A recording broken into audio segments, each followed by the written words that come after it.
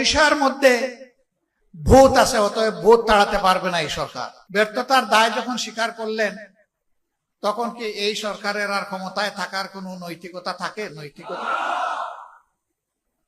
নৈতিক দিক থেকে সরকার তার অধিকার হারিয়েছে দেশকে পরিচালনা করে।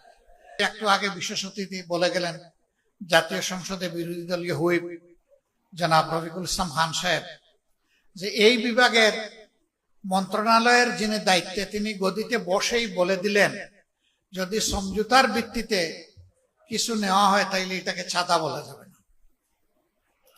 ওনার এলাকায় চাঁদা বন্ধ হয়েছে, আমি জানি না একেবারে তৃণমূলের সব কিছুতে চাঁদা বন্ধ হয়েছে কিনা।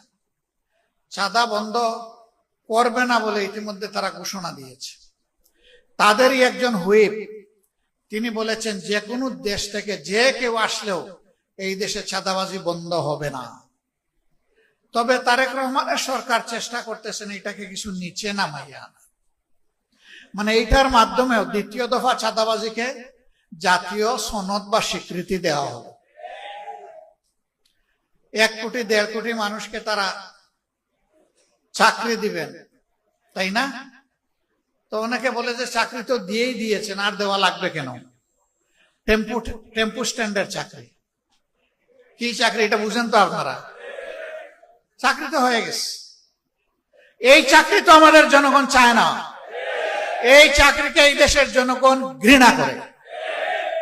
শহীদ এবং আহত জুলাই যোদ্ধাদের নিয়ে আমি সেখানে বলেছিলাম, মাথা থেকে পায়ের পাতা পর্যন্ত ঘুণ পুকে ধরেছে এবং সরিষার মধ্যে ভূত আছে, অতএব ভূত তাড়াতে পারবে না এই সরকার।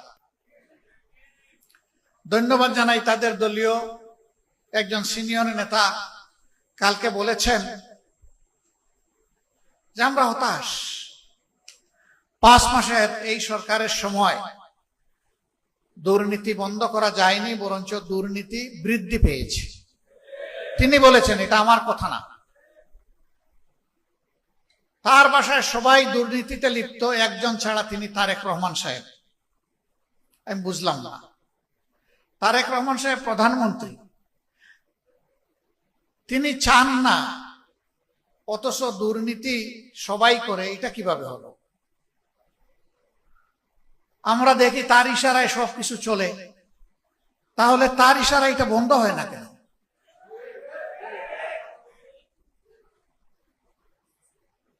আল্লাহ ভালো জানেন, মাথা থেকে পায়ের পাতা পর্যন্ত একই, সবকিছু একই কিনা আল্লাহ ভালো জানেন।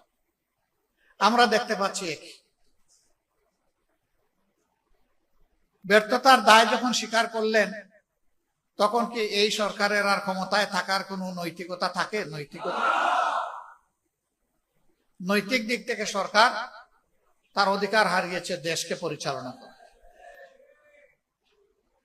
তিনি তো প্রেসের সামনে খোলামেলা বলেছেন, তো এটা তো গোপন কোনো কথা না, এটি হচ্ছে এই সরকারের আমলের বাস্তব চিত্র। ফেডারেশনের 12 দফা দাবি আমি দেখলাম এক এক করে, এবং এইখানে তার কিছু ফেস্টুনও টানানো আছে। দাবিগুলা করতে হবে কেন? এটাই তো হওয়া উচিত সমাজে। করতে হচ্ছে এই কারণে যে সমাজে ন্যায্য অধিকারটা প্রতিষ্ঠিত হয়তো নাই, বরঞ্চ অধিকার নিয়ে কাড়াকাড়ি হচ্ছে। চাঁদাবাজদের হাতে যেখানে সেখানে পরিবহন শ্রমিকরা তারা নাজেহাল হচ্ছেন। চাঁদা দিতে অস্বীকার করলেই তাদের উপর বিপদ নেমে আসছে, তাদেরকে মারধর করা হচ্ছে, আহত করা হচ্ছে, গাড়ি ভেঙে দেওয়া হচ্ছে। কারা করছে? সরকারি দলের লোকেরা করছে, এটা পরিষ্কার।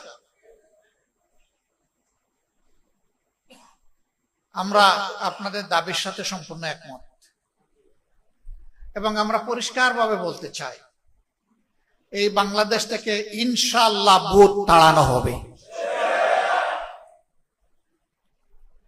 রক্ত তো সবাই মিলেই দিয়েছি। আমরা জুলাই এই অর্জনকে নিজেদের দলীয় অর্জন হিসাবে কখনো দাবি করি না এবং করব না। এই অর্জন 18 কোটি মানুষের অর্জন। আমি সকলকে অনুরোধ করব, এককভাবে কেউ যেন এর কৃতিত্ব দাবি না করেন। ব্যক্তি হোক, দল হোক, গোষ্ঠী হোক, এইটা কারো একার নয়। 10 মাসের যে সন্তানকে মা কুলে নিয়ে রাস্তায় নেমে এসেছিলেন, ওই সন্তানের দাবি কি ছিল? ওই সন্তানের দাবি তার মায়ের মুখ দিয়ে বের হয়ে এসেছিল যে আমার সন্তান আগামীতে একটা বৈষম্যহীন বাংলাদেশ দেখতে চায়। অতএব এটা কোন গোষ্ঠীর আন্দোলন ছিল না, 18 কোটি মানুষের আন্দোলন ছিল। অনেকে বলেছেন আমাদের দলের এতজন শহীদ হয়েছে। আমরা বলি যে শহীদরা কোনো দলীয় সম্পত্তি নয়, শহীদরা জাতির সম্পদ। একবারের জন্য জামাতে ইসলামী বলে নাই যে আমাদের এতজন শহীদ হয়েছে। আমরা প্রতিজন শহীদকে সম্মান করি এবং জাতির সম্পদ হিসাবে তারা সবাই আমাদেরও সম্পদ। আহত পঙ্গু যারা হয়েছেন তারা এখনো কষ্টে কাতরাচ্ছেন, বুলেট পিলেট শরীরে নিয়ে তারা রাতে ঘুমাতে পারে না, কাজকর্ম করতে পারে না, অকাজ হয়ে পড়েছে। তাদেরকে যেভাবে স্বীকৃতি এবং সম্মান দেখানো উচিত সেটা দেখানো হচ্ছে না। আমরা পরিষ্কারভাবে দাবি জানাই, অবশ্যই জুলাইয়ের শহীদ এবং জুলাই যোদ্ধাদেরকে তাদের প্রাপ্য সম্মান দিতে হবে। যদি তাদেরকে তাদের প্রাপ্য সম্মান দেওয়া হয় তাহলে মায়েদের গর্ভে আরো বেশি বেশি করে বীর জন্ম নেবে ইনশাআল্লাহ। আর যে জাতির মায়েরা বীর সন্তান জন্ম দেবে সেই জাতি বিশ্বের কোন দানবের কাছে মাথা নত করবে না। আমরা কোন আধিপত্যবাদের কাছে মাথা নত করব না।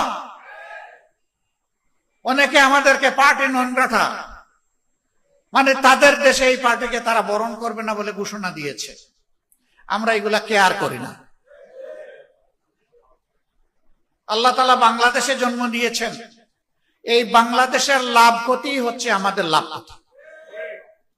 এই বাংলাদেশ নিয়েই বাঁচতে চাই, এই বাংলাদেশের জনগণের জন্য লড়াই করতে চাই, এই বাংলাদেশের জনগণের হাতে হাতে তাদের অধিকার তুলে দিতে চাই। এর আগ পর্যন্ত আমরা থামবো না ইনশাআল্লাহ। সম্মানিত ভাইয়েরা, আপনারা সব জায়গায় রুখে দাঁড়ান। আপনি রুখে দাঁড়াইলেই আপনি বাংলাদেশ, আপনি মাথা নত করলেই একদম সর্বনাশ। ধানাই পানাই করা হচ্ছে গণভোটের রায় নিয়ে। আমাদের স্পষ্ট কথা, এই রায় মানতে হবে। 70% জনগণ রায় দিয়েছে। যদি গণতন্ত্রে বিশ্বাস করেন এবং নিজেদেরকে গণতন্ত্রের দল এবং সরকার মনে করেন তাহলে 70% মানুষের রায় অবশ্যই মানতে হবে। এই রায় অস্বীকার করার মানে হচ্ছে জনগণকে অপমান করা।